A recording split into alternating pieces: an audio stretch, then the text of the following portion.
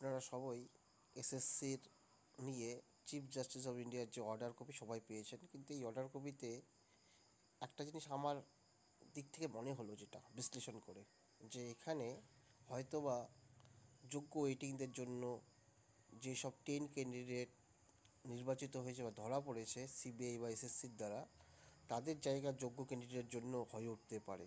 তার ব্যাখ্যা 28 নম্বর পয়েন্ট অনুযায়ী। আপনারা 28 নম্বর পয়েন্টে যান, একটা জিনিস স্পষ্টতই লেখা আছে, হয়তো এর ফলে যোগ্য ওয়েটিংরা চান্স পেতে পারে।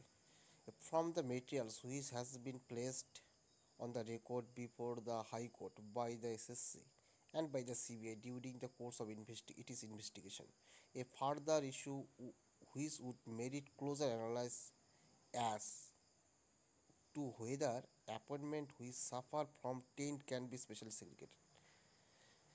যে এই সেগ্রিগেট করার সময় এই 10 ক্যান্ডিডেটের জন্য যারা সাফার করলো যোগ্য ওয়েটিং, তাদেরকে নির্বাচন করার যে প্রক্রিয়াটা, if such an exercise is possible, it would be unfair to set aside the entirely selection which extend to